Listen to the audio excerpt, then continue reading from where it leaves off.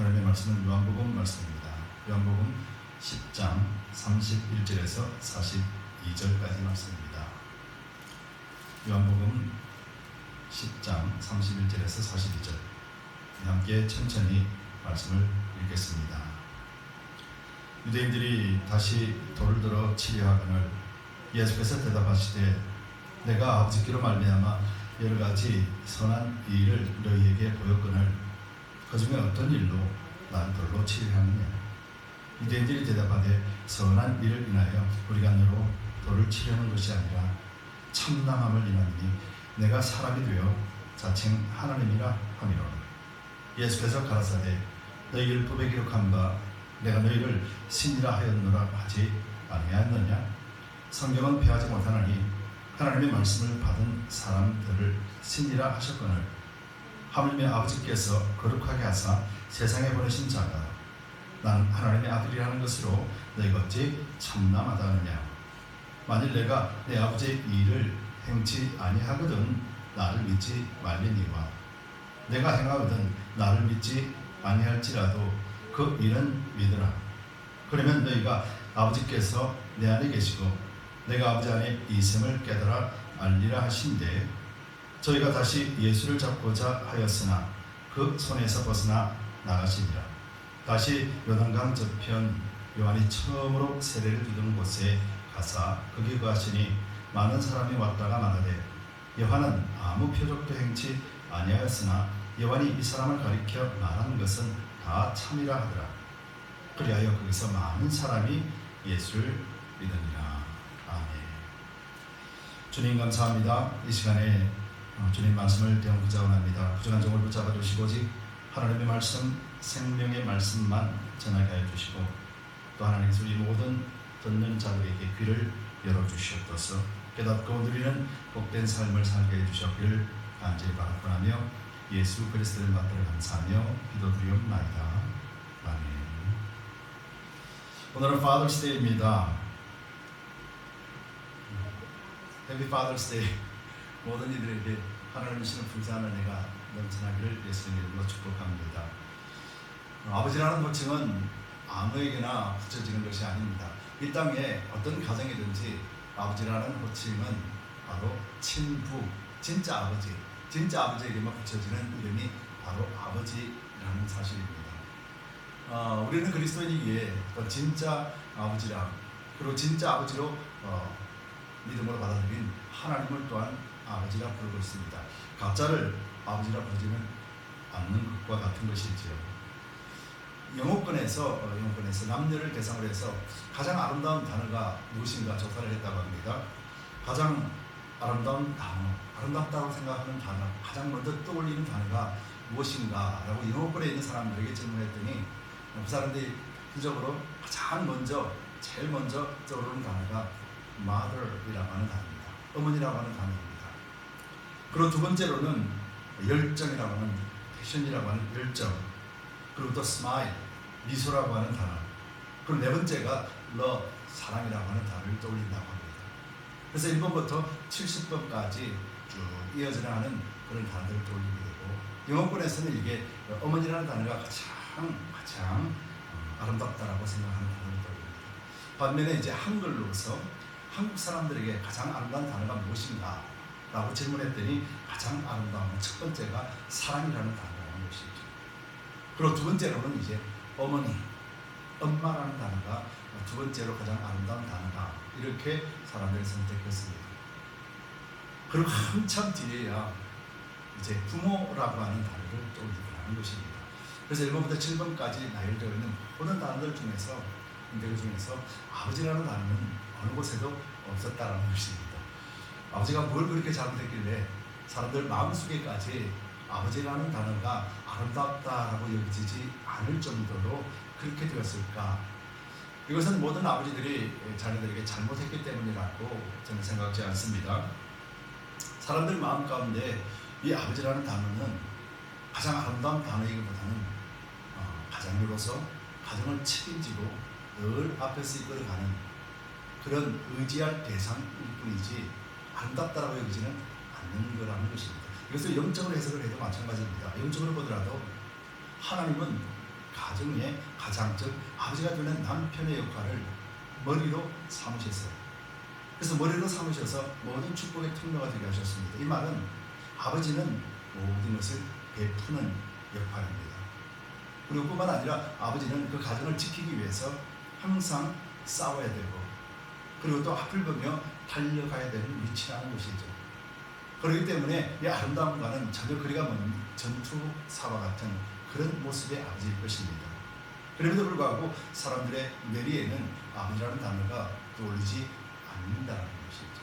참 안타까운 일이지만 현상이 그렇고 또 현 세상이 그렇게 그것을 증명해주고 있습니다. 그러나 아버지라는 위치가 얼마나 소중하다는 것은 사람들은 다 알고 있죠.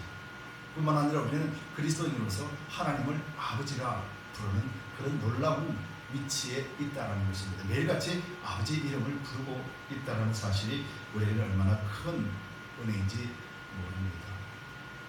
세상 말하는 이런 말들이 있습니다. 끼리끼리, 또 유유상종이라는 말들이 있습니다. 끼리끼리, 유유상종이라는 것은 뭐 나쁜 의미든 좋은 의미든 한 마음이 되어서 그룹을 형성을 하고 그리고 한 뜻을 향하여 한 길을 걸어간다라는 그런 의미가 있습니다. 그래서 세상에는 끼리끼리 그리고 또 유유상종, 같은 마음 같은 생각을 가진 사람들이 잘 뭉치고 또 잘 화합을 합니다.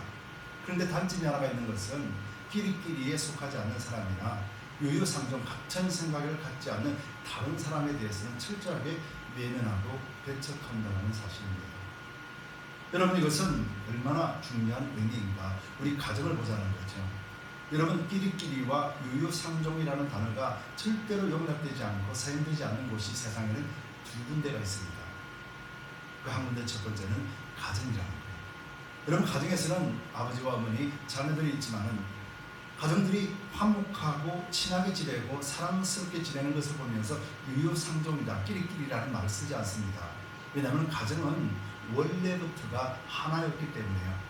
원래부터가 하나로 출발되어진 것이 가정이기 때문에, 그래서 어떤 세상의 판단도 끼리끼리나 유유상종이라는 말을 붙일 수가 없는 것입니다. 바로 이것이 육적인 혈육으로 하나가 되어진 가정의 모습입니다. 그럼 우리가 영적으로 생각해 본다면 영적으로 이 땅 위에서 이 끼리끼리와 유유상종이 절대로 용납되지 않는 곳이 있습니다. 그것이 어디입니까? 바로 교회 공동체라는 것입니다. 믿음의 공동체라는 것이죠. 믿음의 공동체 안에는 끼리끼리나 유유상종이라는 말이 전혀 적합하지가 않습니다.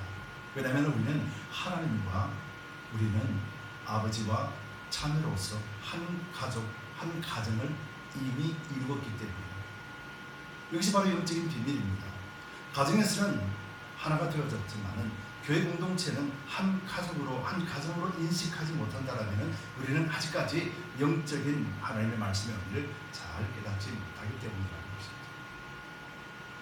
하나님은 이 땅에 교회를 세우셨습니다. 그리고 예수님을 머리로 삼으시고 우리를 한 몸으로 삼아주셨습니다. 그것은 하나님과 우리와 하나가 되게 하기 위한 하나님의 사랑이었었습니다. 그래서 우리가 하나님과 하나가 되는 그런 삶을 우리는 살아갈 수 있도록 그렇게 만들어 주셨다는 것이죠.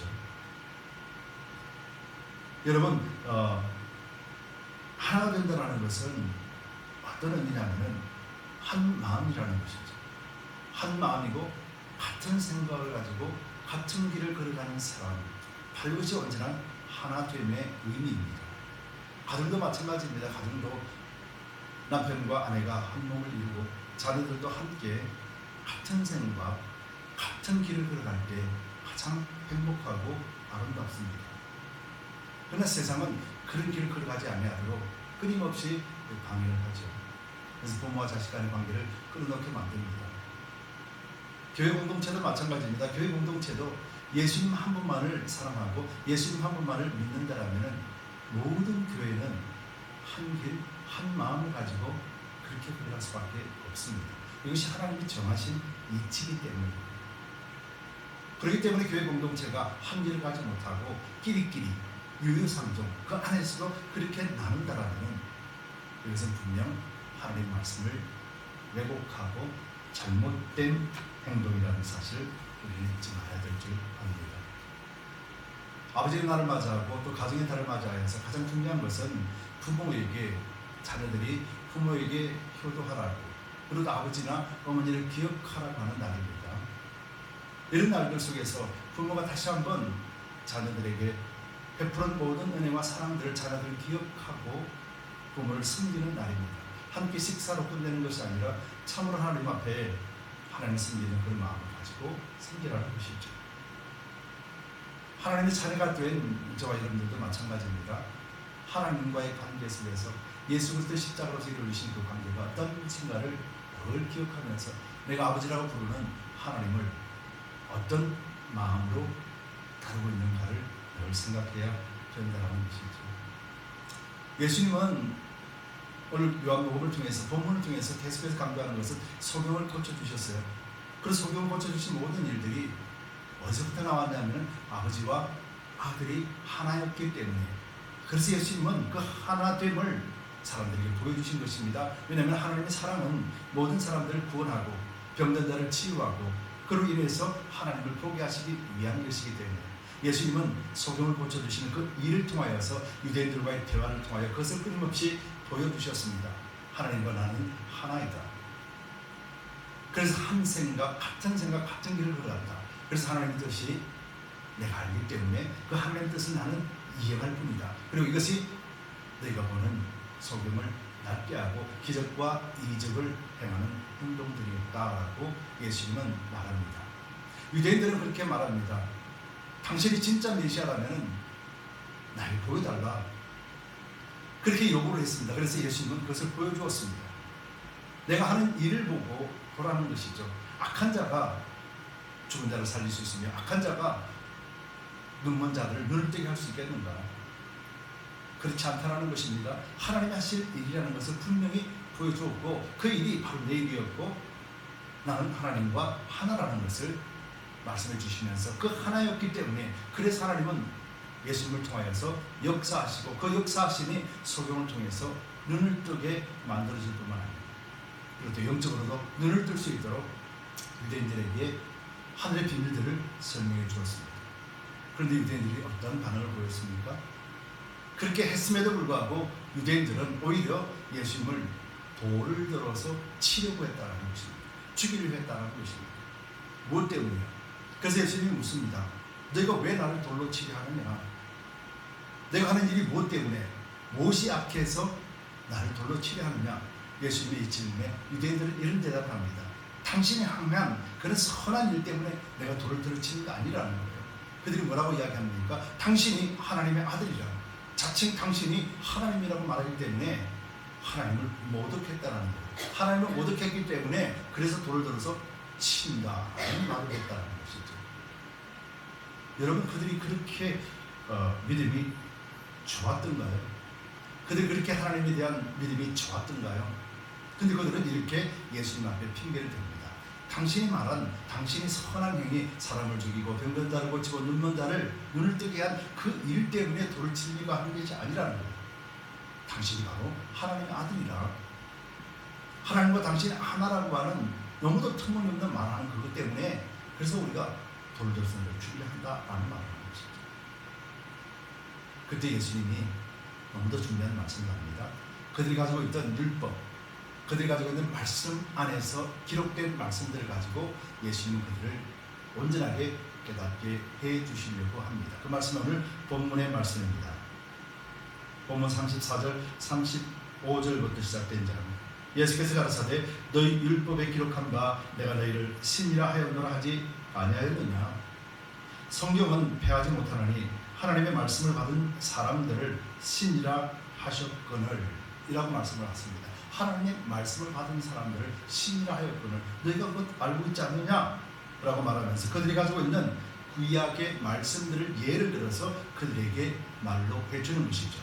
출애굽기 7장 1절에 보면은 이런 말씀이 기록되어 있습니다. 하나님이 바로에게 모세를 보내셨을 때 볼지어다 내가 너를 바로에게 신같이 되게 하였음즉, 즉 모세에게 신처럼 신같이 만들어 주었기 때문에 이제는 네가 바로에게 가서 하나님의 말씀을 전하라, 그렇게 말씀합니다. 시편 82편 6절에서 7절에서도 내가 말하기를 너희는 너희는 신들이며 다 지존자의 아들들이라 하였으나 그러나 너희는 사람처럼 죽으며 고간에 하나같이 넘치리로다 라고 말하면서 탄식하지만은 하나님을 믿는 자들, 하나님의 말씀을 가진 자들을 신들처럼이라는 표현을 하고 있습니다. 즉 이 말은 모세가 신이다, 유대인들이 신이다라는 말씀을 하는 것이 아니라 하나님의 말씀을 가지고 있는 자들은 다 그 같은 위치에 서 있다라는 것을 말씀하고 있다라는 것입니다. 여러분, 하나님의 말씀은 누구에게 주어지는 것입니까? 하나님은요, 거룩한 자에게 하나님의 말씀을 주어주십니다. 모세 시대도 마찬가지고요, 율법 시대도 마찬가지고 하나님이 거룩하게 하시고 난 뒤에 그리고 그들에게 하나님의 말씀을 주셨어요. 거룩하다라는 것은 하나님의 신성의 하나님의 은혜를 베풀어 주는 자들이라는 말이에요. 즉 하나님과 통할 수 있는 사람이라는 것입니다. 신약시대에도 마찬가지입니다. 말씀은 예수 그리스도라고 했습니다. 예수 그리스도가 말씀이고 예수 그리스도가 우리 가운데 있다는 것은 즉 우리가 십자가 안에서 온전하게 구원을 얻었고 십자가에서도 모든 죄들이 사여졌고 그래서 우리가 거룩한 존재가 되었다라는 증거입니다. 그래서 믿는 자들은, 특히 말씀을 가진 자들은 신과 같은 그런 위치에 서 있다라는 말씀을 지금 하고 계시는 것입니다. 그렇다면 유대인들이 하나님의 말씀을 가지고 있다라면 그들은 어떤 위치에 있습니까? 그들 또한 신들과 같은 위치에 서 있다. 그런데 그들은 전혀 그것을 깨닫지 못한다. 전혀 알 수가 없고 알지 못한다는 것이죠. 여러분, 신이라고 하는 표현은 영적인 표현입니다. 여러분, 우리는 신이 아닙니다. 우리는 신이 아니지만은 영적인 의미로서는 하나님과 하나가 되었기 때문에, 그래서 우리는 이제는 더 이상 죄의 종로로 사단에 속한 죄인이 아니라 하나님의 나라와 하나님의 아들의 나라로 이미 옮겨온 바 된 하늘에 속해 있었고, 그래서 우리는 거룩한 자로 이미 정해졌기에 하나님을 아버지라 부르는 그런 자녀의 위치에 서 있다는 것이죠. 이것이 성경에서 말하는 신의 의미라는 겁니다. 그렇다면 우리는 이제부터 어떤 생각과 어떤 행동들을 해야 마땅하겠습니까? 우리 그리스도인들은 어떤 생각을 하는 것이 마땅하겠습니까? 바로 아버지의 마음, 아버지의 생각, 또 아버지가 말씀하시는 것들을 우리는 준행하고 또 아버지가 말씀하시는 것들을 그대로 전하는 일에 전념하는 것이 마땅하다는 것입니다. 오늘 유대인들은 그런 위치에 있는 자임에도 불구하고 그들 스스로는 그들 위치를 전혀 알지 못합니다. 율법을 가지고 있고 구약을 가지고 있음에도 불구하고 그들은 전혀 영적인 일을 행할 수 없습니다. 왜냐하면 그들은 이미 영적인 눈이 감지운 자가 되었기 때문에, 영적으로 이미 잠자는 자요, 그리고 영적으로 이미 타락한 자로 전락되어 버렸기 때문에 더 이상 그들은 알 수가 없습니다. 오늘 예수님을 죽이려고 하는 이유가 뭡니까? 당신이 선한 일을 했기 때문이 아니라 당신이 하나님의 아들이다, 당신과 하나님은 하나다, 당신 자칭 하나님이라고 말하는 그것 때문에 참남하다, 즉 하나님을 모욕했다라는 것이죠. 유대인들이 그렇게 믿음이 좋았는가요? 유대인들이 진짜로 하나님을 모시고 살았는가? 유대인의 역사를 보면은 그러지 못했기 때문에 철저하게 하나님으로부터 징계를 받고 예수님 오신 그 순간까지 가득한 흑암 속에서 살았던 것이에요. 그런데 그들이 하나님을 오히려 예수님을 참남하다. 여러분, 이것이 진심일까요? 성경은 그것을 거짓이라고 분명하게 말씀하고 있습니다. 그들은 어떤 핑계를 들어서도 예수님을 죽이려고 했더라라는 것이죠. 요한복음 11장 47절에서 50절을 보면은 그들이 얼마나 이 핑계를 대고 있는가를 분명하게 적나라하게 보여주고 있는 구절들이 있습니다. 예수님에 대해서 그들이 의논합니다. 저 사람을 어떻게 알고 어떻게 하면 좋겠는가, 그런 회의를 했습니다. 그때 이렇게 말합니다. 이에 대제사장들과 바리새인들이 공회를 모으고 이르되 이 사람이 많은 표적을 행하니 우리가 어떻게 하겠느냐? 만일 그를 이대로 두면 모든 사람이 그를 믿을 것이요, 그리고 로마인들이 와서 우리 땅과 민족을 빼앗아가리라니.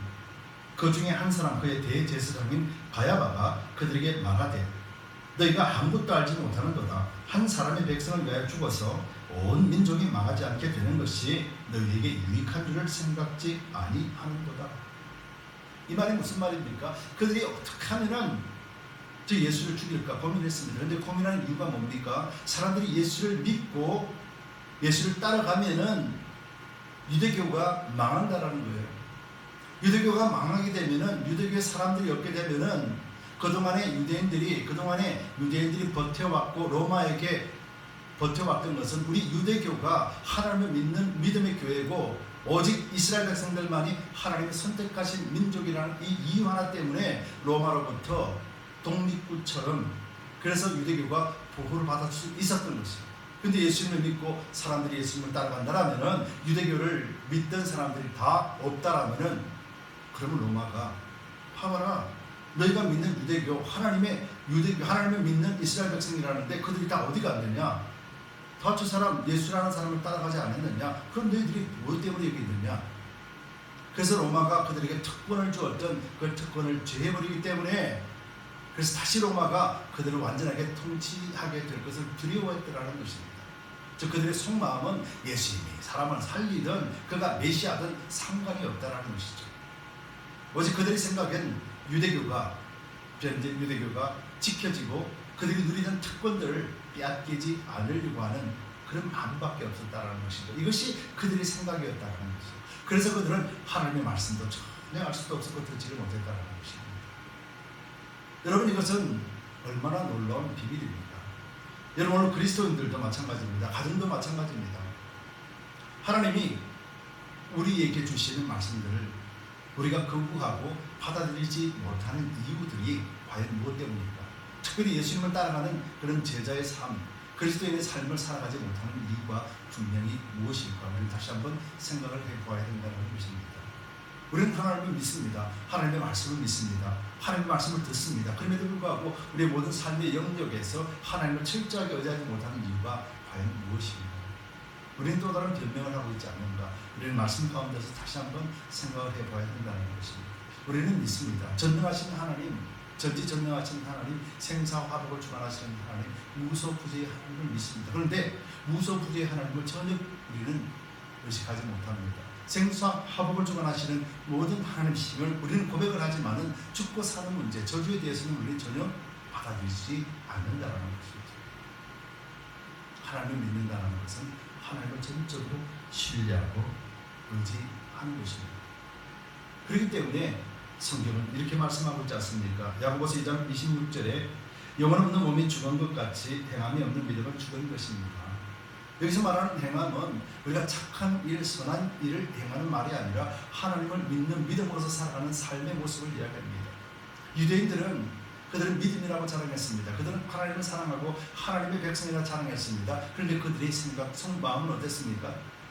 유대교를 지키고, 유대교가 무너지면은 로마가 들어와서 저희 땅을 다 뺏어가고 그들이 가지고 있었던 기득권들을 다 빼앗길까봐 두려웠다는 것입니다. 즉 그들의 삶의 육적인 생각으로 가득했기 때문에, 그래서 영적인 예수 그리스도를 전혀 알 수도 없었고 받아들일 수가 없었다는 것입니다. 여러분, 하나님을 알 수 있고 하나님을 믿는 유일한 길은 하나님의 말씀 외에는 없습니다. 성경이 그렇게 말씀하고 있어요. 그렇기 때문에 우리는 하나님을 믿는 믿음이라는 것은 무엇에 근거해야 됩니까? 철저하게 하나님의 말씀에 근거해야 된다는 것입니다. 여러분, 이 시대에는 교리도 참 중요합니다. 기독교 교리도 중요합니다. 그리고 우리가 그 기독교 교리 안에서 그래서 우리 신앙의 중심을 잡습니다. 그런데 이것으로 끝난다면 우리는 예수님을 전혀 누릴 수가 없습니다.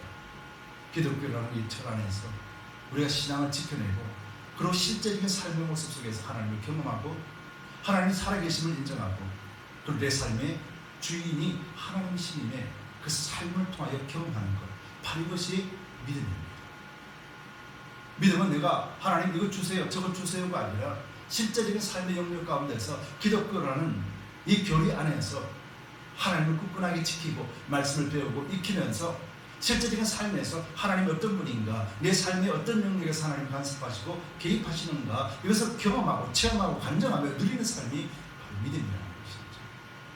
그런데 우리는 믿음을 많이 왜곡해 버리고 있다는 것이죠. 믿음은 바라는 것들의 실상이고 보지 못하는 것들의 증거라고 했습니다.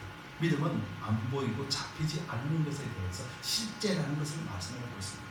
그렇다면 우리가 믿고 있는 이 믿음, 우리가 말하고 있는 이 믿음은 무엇을 향하여 있는 것인가?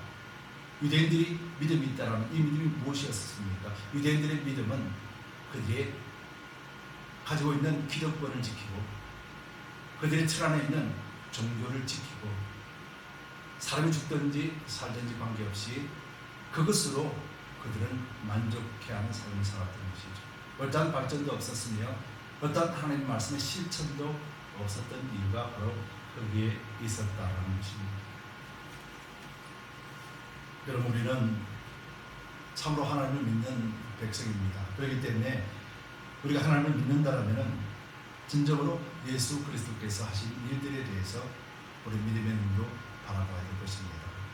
우리는 종교 안에서 무너지는 자가 아니라 종교라는 틀 속에서 보호받고 그리고 말씀을 통해서 하나님 살아계심을 경험하면서 성령의 우리가 늘 동행하심을 인정하고 삶 속에서 예수 그리스도를 만나는 것입니다. 예수 그리스도를 만날 때 우리는 비로소 참된 변화가 일어나게 되는 것이죠. 종교의 틀 안에 갇혀 있으면 신앙이라고 하는 틀 속에만 갇혀 있다면 우리는 하나님을 볼 수도 없으며 알 수도 없으며 깨닫지 못하기에 그래서 예수 그리스도를 참된 구주로 영접할 수가 없는 것입니다. 여러분, 우리는 우리에게 주신 믿음이 있습니다. 이것은 하나님이 선물이라 말씀하셨습니다. 내 것이 아니기에 하나님 선물이라고 말씀하신 이 선물 속에 바로 예수 그리스도를 담겨놓으시고 우리의 온전한 구원을 이룰 수 있도록 하나님은 그렇게 말씀하셨다는 것입니다. 그래서 우리는 항상 그리스도 예수 안으로 돌아가야 됩니다. 오늘 본문을 보십시다. 오늘 본문을 보면은 예수님께서 이제 소경을 고치신 일, 그 일을 다 마치시고 유대인들에게 하늘의 비밀들을 다 마치시고 그러고 난 다음에 어디로 갔습니까? 오늘 예수님이 가신 곳은 다른 곳을 간 것이 아닙니다. 오늘 본문을 보겠습니다. 그들이 죽이려고 했을 때 예수님 벗어나시고 가신 곳입니다. 40절에서 42절. 다시 요단강 저편 요한이 처음으로 세례주는 곳에 가사 거기 거하시니 많은 사람이 왔다가 말하되 요한은 아무 표적도 행치 아니하였으나 요한이 이 사람을 가리켜 말하는 것은 다 참이라더라. 그래야 거기서 많은 사람들이 예수를 믿으니라. 여러분, 예수님이 가신 곳이 어디입니까? 예수님이 다시 가신 곳은 세례 요한이 세례를 주던 곳이었다 말합니다. 여러분, 세례 요한이 세례를 주던 곳에서 세례 요한이 무엇을 외쳤습니까? 세례 요한은 예비하는 자였고 그곳에서 회개하라, 천국이 가까웠다. 회개하라, 천국이 가까웠다. 그렇게 외쳤던 곳이었습니다. 그리고 세례 요한은 세례를 줌으로 인하여서 유대교로부터 핍박당하고 유대교에 속해 있어서 하나님을 알 수도 없고 알지 못하는 자들이 유대교를 떠나 진정으로 그리스도를 믿는 장소였습니다. 그곳에 와서 그들이 유대교를 떠나서 예수님을 구주로 영접하며 하나님의 진정한 백성의 자리로 다시 거듭난 곳이 바로 오늘 예수님이 다시 가신 그곳 세례 요한이 세례를 주는 곳이었다는 것이죠. 여러분, 이것이 무슨 의미겠습니까? 요한복음을 기록한 요한 이 저자가 무슨 의도로 이 말씀을 연결시켜 놓았을까요? 유대인들도 마찬가지고 소금도 마찬가지고 예수님을 만나지 않는다면 예수님 안에서 온전한 회개를 통한 회복이 되어지지 않는다면 하나님을 볼 수도 없으며 하나님을 알 수도 없다는 것이죠. 그리고 또 하나님 주시는 그런 풍요로운 은혜를 마음껏 누릴 수 없는 존재, 바로 육적인 존재, 그것으로 끝나버리고 만다는 것입니다. 회개하라, 천국이 가까웠다. 예수님께서는 이 땅에 오셔서 우리에게 무엇보다도 먼저 회개하라 말씀하시는 것이죠.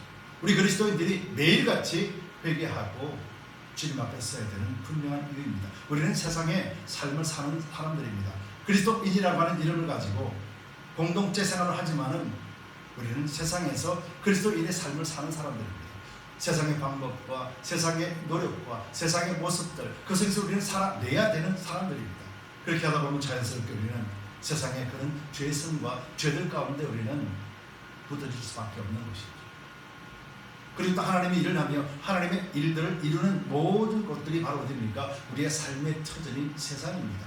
그렇다면 이제 그 세상에서 하나님의 일을 끝내고 또 세상에서 하루의 삶을 살고 그러고 난 다음에 우리가 돌아가야 될 것이 무엇입니까?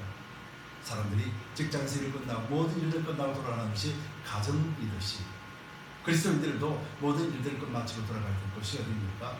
다시 회복이 있었던 장소인 바로 그 장소로 돌아가야 된다는 것이죠. 바로 예수님 안으로 다시 돌아가야 된다는 것입니다.